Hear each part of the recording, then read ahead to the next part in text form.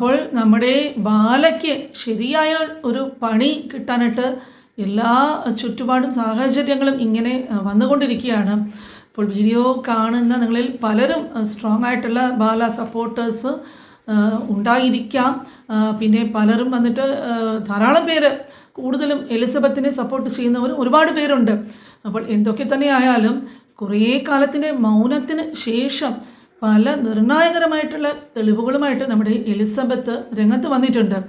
അപ്പോൾ അടുത്തിടെ എലിസബത്തിൻ്റെ ചാനലിൽ വന്നിട്ട് യൂട്യൂബ് ചാനലിൽ ഏതാണ്ട് 1 മണിക്കൂർ ദൈർഘ്യമുള്ള ഒരു വീഡിയോയിൽ എലിസബത്തും ബാലയുമായിട്ടുള്ള ബന്ധത്തിനെ കുറിച്ചിട്ടും കല്യാണത്തിനെ കുറിച്ചിട്ടും പല കാര്യങ്ങളും എലിസബത്ത് തുറന്ന് സംസാരിക്കുന്നുണ്ട്.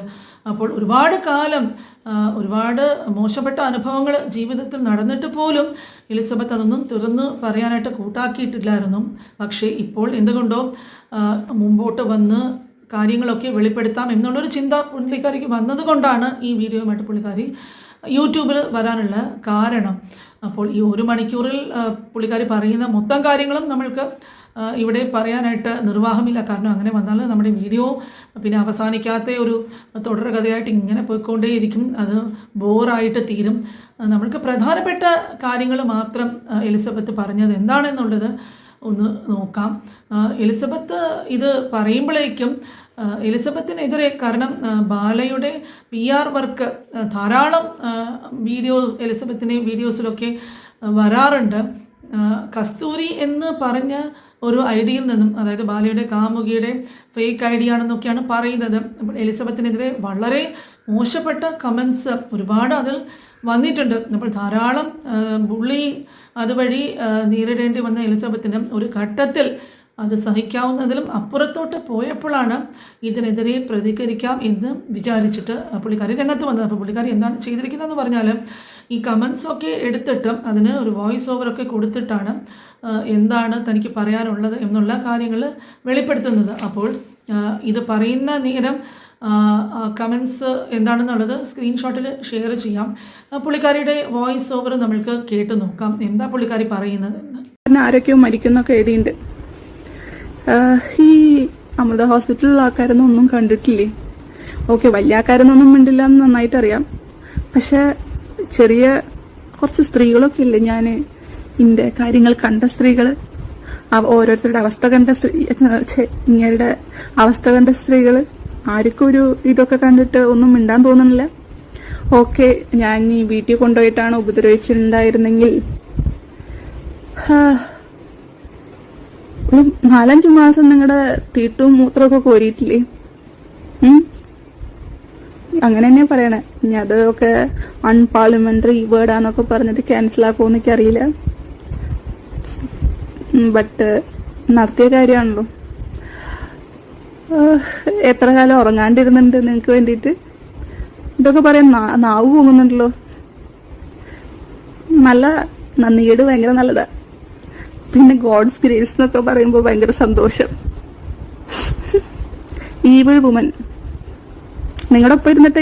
അപ്പോൾ എല്ലാവർക്കും അറിയാവുന്നതുപോലെ കോകിലയെ വിവാഹം ചെയ്യുന്നതിന് മുമ്പാണ് എലിസബത്ത് ബാലയും കൂടെ ഒരു ജീവിതം മുമ്പോട്ട് പോയിക്കൊണ്ടിരുന്നത്. അപ്പോൾ അതിനു മുമ്പ് ഗായിക അമൃത സുരേഷ് ആയിരുന്നു ബാല വിവാഹം ചെയ്തിരുന്നത്.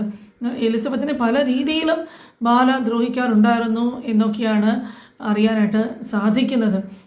അത് കഴിഞ്ഞിട്ട് കോകിലയുമായിട്ട് കല്യാണമൊക്കെ കഴിഞ്ഞതിന് ശേഷം ഈ ഇൻ്റർവ്യൂസിലൊക്കെ ബാലയും കോകിലയും കൂടെ ഒരുമിച്ച് വരുമ്പോഴേക്കും എലിസബത്തിനെ പറ്റിയിട്ടുള്ള ഒരുപാട് മോശപ്പെട്ട കാര്യങ്ങളൊക്കെയാണ് പുള്ളി പറഞ്ഞു വന്നിരുന്നത്. അപ്പോൾ ഈ PR വർക്ക് ഉപയോഗിച്ചിട്ട് കസ്തൂരി എന്ന പേരിൽ ഇങ്ങനത്തെ കമൻസൊക്കെ വന്ന് അത് കണ്ടപ്പോഴാണ് എലിസബത്ത് വന്നിട്ട് ഈ ഓരോരോ കാര്യങ്ങൾ സംസാരിക്കുന്നത് നിങ്ങൾ കേട്ട് കാണുമല്ലോ. അപ്പോൾ എലിസബത്തിൻ്റെ ഈ സംസാരത്തിൽ നിന്നും അത് കേട്ട് നോക്കിയാൽ തന്നെ പല കാര്യങ്ങളും മനസ്സിലാക്കുവാനായിട്ട് സാധിക്കുന്നുണ്ട്. പുള്ളിക്കാരൻ എന്നെ വൈഫായിട്ട് വിചാരിച്ചു, ഞാൻ എന്നെ കല്യാണം കഴിക്കാൻ വിചാരിച്ചു, അല്ലാണ്ട് ഞാനല്ല വിചാരിച്ചതല്ലേ. അപ്പോൾ ഈ ഫംഗ്ഷനൊക്കെ വന്ന ആൾക്കാര് പൊട്ടന്മാരാ. അതിൽ കുറെ വലിയ വലിയ ആൾക്കാരൊക്കെ വന്നിട്ടുണ്ടായിരുന്നു. അപ്പോൾ അവരൊക്കെ ഒന്നെങ്കിൽ കള്ളന്മാരല്ലെങ്കിൽ പൊട്ടന്മാരായിരിക്കണം. പൊട്ടന്മാരാണെന്ന് ഞാൻ വിശ്വസിക്കുന്നില്ല. അതിപ്പോൾ നിങ്ങൾക്ക് എന്താ ഇഷ്ടമുള്ളത് ഞങ്ങൾക്ക് തീരുമാനിക്കാം. എന്തായാലും കല്യാണമല്ല എന്നാണല്ലോ പറഞ്ഞത്. ഈ പറയുന്ന വ്യക്തി കല്യാണത്തിനെ വിളിച്ചില്ല എന്ന് പറഞ്ഞിട്ട് കുറച്ചു കാലം പുള്ളിക്കാരനോട് മിണ്ടാതിരുന്നു എന്നൊക്കെ പറഞ്ഞ് ഞാൻ അറിഞ്ഞായിരുന്നു. ഓക്കെ, വട്ടവർ. പിന്നെ ഫിയാൻസിന്ന് ഉപയോഗിച്ചാൽ മതിയായിരുന്നു, അതാണ് പുള്ളിക്ക് പറ്റിയ തെറ്റ്. അപ്പോൾ എലിസബത്ത് പറയുന്നത് എന്താണെന്ന് വെച്ചാൽ നിങ്ങളും കൂടി ഒപ്പം ഇരുന്നല്ലേ ഈ കമൻസ് ഒക്കെ ഇടുന്നത് എന്നൊക്കെയാണ്. അതായത് കസ്തൂരി എന്ന ആ ഒരു വ്യക്തിയുടെ പേര് ഇടുന്ന കമൻസിൽ ബാലയെയും എലിസബത്തിനെയും രണ്ടുപേരെയും അറിയാവുന്ന ഒരു വ്യക്തിയെ പോലെയാണ് ഇവിടെ ഈ കമൻസൊക്കെ വരുന്നത്. അതിൽ വന്നിട്ട് എലിസബത്തിനൊരു കാമുകനുണ്ടെന്നും അപ്പോൾ അയാളുടെ ഒപ്പമുള്ള ഫോട്ടോസൊക്കെ ഷെയർ ചെയ്തിരുന്നു എന്നൊക്കെ പറയുന്നുണ്ട്. പക്ഷേ എവിടെയും എലിസബത്തോ കാമുകനോ ഒപ്പമുള്ള ഫോട്ടോസ് ആരും തന്നെ കണ്ടിരിക്കാനായിട്ട് ഇടയുണ്ടാകില്ല. അങ്ങനത്തെ ഓരോരോ കാര്യങ്ങൾ പറയുന്നുണ്ട്. അപ്പോൾ എലിസബത്ത് ചോദിക്കുന്നുമുണ്ട്, ബാലയ്ക്ക് വിവാഹത്തിന് ശേഷം കുറച്ച് ദിവസങ്ങളിൽ ഈ കരൾ സംബന്ധമായിട്ടുള്ള അസുഖമൊക്കെ വന്ന് അവശനായ നിലയിൽ ഹോസ്പിറ്റലിലൊക്കെ ആയിരുന്നപ്പോഴേക്കും കൂടെ ഇരുന്ന് ശുശ്രൂഷിച്ചത് മൊത്തം എലിസബത്തായിരുന്നു. അവരും ഇതിനെ പറ്റിയിട്ടൊക്കെ അതിൽ സംസാരിക്കുന്നുണ്ട്. അപ്പോൾ ഇങ്ങനെയൊക്കെ ചെയ്തിട്ടും ഇത്രയുമൊക്കെ നോക്കിയിട്ട് പോലും വളരെ ബുദ്ധിമുട്ട് ഒക്കെയായിരുന്നു ബാലയെ ശുശ്രൂഷിച്ചിരുന്നത് എലിസബത്ത്. എന്നിട്ടും തിരിച്ച് ഇങ്ങനെയുള്ള നന്ദികേടൊക്കെയാണല്ലോ കാണിക്കുന്നത് എന്ന രീതിയിലാണ് പുള്ളിക്കാരി പറയുന്നത്. അപ്പോൾ നിങ്ങളും ഒരുപാട് പേര് സോഷ്യൽ മീഡിയയിൽ ഈ സംഭവത്തിനെ പറ്റിയിട്ട് സൂക്ഷ്മമായിട്ട് നിരീക്ഷിക്കുന്നവർ ധാരാളം പേര് കാണും. അപ്പോൾ നിങ്ങളിവിടെ ന്യായം എന്ന് ചിന്തിക്കുന്നത് ആരുടെ പക്ഷമാണ്? എലിസബത്തിൻ്റെ പക്ഷത്ത് ന്യായമാണെന്ന് തോന്നുന്നു, അതോ ബാല ഇങ്ങനത്തെ ദുഷ്ടകരമായിട്ടുള്ള പ്രവൃത്തികളൊന്നും ഇവരോടൊന്നും അമൃതയോടോ എലിസബത്തിനോടോ ചെയ്തിട്ടില്ല എന്ന് വിചാരിക്കുന്നു? നിങ്ങളെന്താണ് ചിന്തിക്കുന്നത്? പിന്നെ ഇത് കഴിഞ്ഞിട്ട് എലിസബത്ത് അടുത്തത് സംസാരിക്കുന്നത് ഇവർ തമ്മിലുള്ള ആ വിവാഹത്തിനെ കുറിച്ചിട്ടാണ്. അപ്പോൾ യഥാർത്ഥത്തിൽ ഇവരുടെ വിവാഹം രജിസ്റ്റർ ചെയ്തിട്ടില്ല എന്നാണ് എലിസബത്ത് പറയുന്നത്. കാരണം ഈ വിവാഹം രജിസ്റ്റർ ചെയ്യാതെ വെറുതെ വീട്ടിൽ പോയിട്ട് പൂജാമുറിയിൽ വെച്ചിട്ടൊരു താലി ചാർത്തുകയാണ് ബാല ചെയ്യുന്നത് എന്നൊക്കെയാണ് എലിസബത്ത് പറഞ്ഞത്. എന്തായാലും എലിസബത്ത് പറയുന്നത് വെച്ചിട്ട് ബാലയ്ക്ക് ഒരുപാട് പെൺകുട്ടികളുമായിട്ടും ബന്ധമുണ്ട് എന്നും ഇതൊക്കെ രജിസ്റ്ററൊക്കെ ചെയ്താൽ പിന്നെ ഇതിൽ നിന്ന് തല ഊരാനായിട്ട് അങ്ങനെ എളുപ്പം പറ്റില്ല. കാരണം വിവാഹമൊക്കെ രജിസ്റ്റർ ചെയ്ത് കഴിഞ്ഞാൽ അതിൽ നിന്നും പിന്മാറാനൊക്കെ ഈ ഡിവേഴ്സിനൊക്കെ ഒരുപാട് നൂലാമാലകളുണ്ട്. അതൊക്കെ അങ്ങനെ പെട്ടെന്ന് രക്ഷപ്പെട്ട് പോകാൻ സാധിക്കുന്ന കടമ്പകളല്ല. അതുകൊണ്ട് നല്ലൊരു ബുദ്ധി തന്നെയാണ് ബാല ഇവിടെ പ്രയോഗിച്ചത്. കല്യാണം രജിസ്റ്റർ ചെയ്യാതെ വിട്ടത്. എപ്പോൾ വേണമെങ്കിലും വിട്ടിട്ട് പോകാമല്ലോ എന്നുള്ളൊരു ചിന്താഗതിയിലാണ് അത് എന്നാണ് പറയുന്നത്. എന്തായാലും ഇവിടെ ബാല നല്ല ബുദ്ധിയാണ് കാണിച്ചിരിക്കുന്നത്. എലിസബത്ത് ഇങ്ങനെ വിട്ടിട്ട് പോയതുപോലെയും എലിസബത്തിന് സന്തോഷകരമായിട്ടുള്ളൊരു ജീവിതത്തിന് വേണ്ടിയിട്ട് വിട്ടു എന്നൊക്കെയുള്ള രീതിയിലാണ് വാർത്തകളൊക്കെ പ്രചരിക്കുന്നത്. പക്ഷേ തിരിച്ച് പല സൂചനകളോടെയും തെളിവുകളോടെയും തന്നെ എലിസബത്ത് പറയുന്നുണ്ട്. ബാല ഒരുപാട് തരത്തിൽ എലിസബത്തിനെ ദ്രോഹിച്ചിട്ടുണ്ട്. അതൊക്കെ സഹിച്ചും ക്ഷമിച്ചും കുറേ കാലം മുമ്പോട്ട് പോയി എന്തെങ്കിലും ഇതിലൊരു പരിഹാരം ഉണ്ടാകുമോ എന്ന് വിചാരിച്ചിട്ട്. പക്ഷേ അങ്ങനെ ഒന്നും നടക്കാത്തൊരു സ്ഥിതിയിൽ വന്നപ്പോഴാണ് ആകപ്പാടെ മനസ്സ് മടുത്ത് വേർപിരിയാനായിട്ട് തീരുമാനിച്ചത് എന്നൊക്കെയാണ് എലിസബത്തിൻ്റെ വശത്ത് നിന്നും എലിസബത്ത് പറഞ്ഞിട്ട്. അത് വേറെ തരത്തിൽ ചിത്രീകരിച്ചിട്ടൊരു വീഡിയോ ഒക്കെ മുമ്പ് വന്നായിരുന്നു. അതിനെ പറ്റിയിട്ട് വീഡിയോ ഞാൻ കുറച്ച് കഴിഞ്ഞിട്ടിടാം. എന്തായാലും ഇപ്പോഴത്തെ പ്രസന്റ് നടക്കുന്ന വീഡിയോ ആണല്ലോ വേണ്ടത്. Why feeling sorry for as if she had lost her life. Oh my god, you are waiting for my death. എനിക്കറിയാം നിങ്ങൾ പണ്ടേ അതൊക്കെ വെയിറ്റ് ചെയ്യേണ്ടത്. നിങ്ങൾ മാത്രമല്ല, ആ ഒരു സെറ്റ് ഫുൾ അത് വെയിറ്റ് ചെയ്യേണ്ടത്. പിന്നെ ഒരു വളരെ പ്രധാനപ്പെട്ട വിഷയം എലിസബത്ത് ഇവിടെ ഷെയർ ചെയ്യുന്നത് എന്താണെന്ന് പറഞ്ഞാൽ, എലിസബത്തിന് എല്ലാവരും അറിയാമല്ലോ അല്ലേ, ഡോക്ടറാണ് എലിസബത്ത്, എല്ലാവർക്കും അതറിയാം. MBBS വന്നിട്ട് 2019 എലിസബത്ത് അത് കംപ്ലീറ്റ് ചെയ്തത് എന്നാണ് അറിവ്. അപ്പോൾ ഈ ഒരു ഡോക്ടർ ആകുക എന്നുള്ളത് എല്ലാവരുടെയും ഒരു ഡ്രീമാണെന്ന് തന്നെ നിസ്സംശയം പറയാം. കാരണം ഓരോ വർഷവും ഈ നീറ്റൊക്കെ എഴുതുന്ന കുട്ടികളുടെ സംഖ്യ ഓരോരോ വർഷം പോകുന്തോറും 10 ലക്ഷമായിരുന്നു, പിന്നെ അത് 12, 14 ലക്ഷമായി, 18 ലക്ഷം പേരൊക്കെയാണ് ഓരോ വർഷവും നീറ്റ് പിന്നെ എഗെയിൻ തിരിച്ച് റീഅപ്പിയറൻസ് ചെയ്യുന്നുണ്ട്. എങ്ങനെയെങ്കിലും ഒരു സീറ്റ് അതിൽ കടന്ന് കൂടണം എന്നുള്ളത് ഭൂരിപക്ഷം പേരുടെയും ഒരു ഡ്രീം തന്നെയാണ്. അപ്പോൾ അങ്ങനെ ഒരു MBBS ഒക്കെ പഠിച്ചിട്ട് ഒരു ഡോക്ടറായ എലിസബത്തിന് PG ചെയ്യണമെന്ന് വല്ലാത്തൊരു താല്പര്യമുണ്ടായിരുന്നു. അപ്പോൾ പുള്ളിക്കാരി അതിന് വേണ്ടിയിട്ട് ധാരാളം കഷ്ടപ്പെട്ട് ഉറക്കം വിളിച്ചുമൊക്കെ പ്രിപ്പറേഷൻസൊക്കെ നടത്തിയിരുന്നു.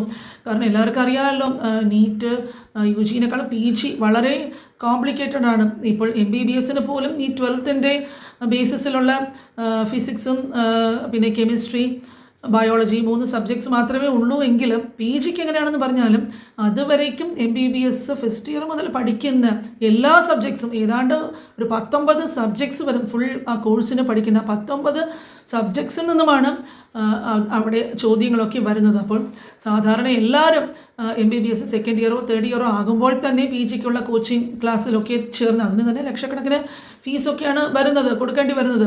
അപ്പോൾ അതൊക്കെ കൊടുത്ത് കഷ്ടപ്പെട്ടൊക്കെ പഠിച്ചിട്ട് പിന്നെ അവർ എക്സാമൊക്കെ ചെയ്യുമ്പോഴേക്കും ഏതാണ്ട് ഒരു 1.5 വർഷം മിനിമം പ്രിപ്പറേഷനെങ്കിലും അതിന് വേണ്ടിയിട്ട് ചിലവാക്കിയാൽ മാത്രമേ ഒന്ന് ചിന്തിക്കാൻ പോലും പറ്റുള്ളൂ ഒരു PG സീറ്റ് കിട്ടുന്നതിനായിട്ട്. അതും ഇഷ്ടമുള്ള സീറ്റോ ബ്രാഞ്ചോ ഒന്നും കിട്ടണമെന്നില്ല.